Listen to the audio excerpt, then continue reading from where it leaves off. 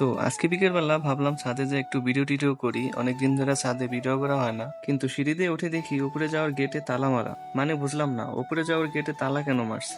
এর আগে কখনো এটাতে তালা মারে নাই, কিন্তু আজকে আন্টি কেন এখানে তালা মেরে রাখছে বুঝলাম না বিষয়টা। তো এখন তো আর উপরে যাওয়া হইতেছে না, তো চলো আজকে তোমাদের নিচের খামারটা দেখিয়ে দিই। তো গেট দিয়ে ঢুকেই অনেকগুলো খাঁচা দেখতে পারতেছো। এখানে অনেকগুলো পশু থাকে, যেমন ধরো হাতি, ঘোড়া, মোষ, বাঘ, ভাল্লুক, আরো অনেক ধরনের পশু। যাই হোক, একটু মজা করলাম আর কি। তো এইখানে অনেকগুলো হাঁস রাখা ছিল, এখন আর ওই হাঁসগুলা নাই, সব বিক্রি করে ফেলছে।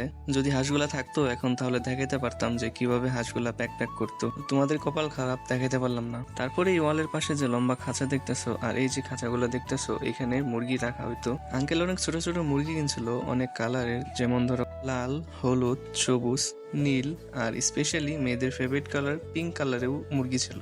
এইখান থেকে লম্বা জায়গা জুড়ে যে ধাপে ধাপে খাঁচা দেখতেছো, তো এই সবগুলাতেই মুরগি রাখা হইতো। আর এইগুলার গন্ধে ছাদে উঠা যাইতো না। আর এই সিঁড়ি দিয়ে উপরের ছাদে উঠতে হয়, আর আমি সবসময় ওই উপরের ছাদে যাই বসে থাকি। উপরের ছাদটা অনেক সুন্দর, অনেক গাছপালা আছে।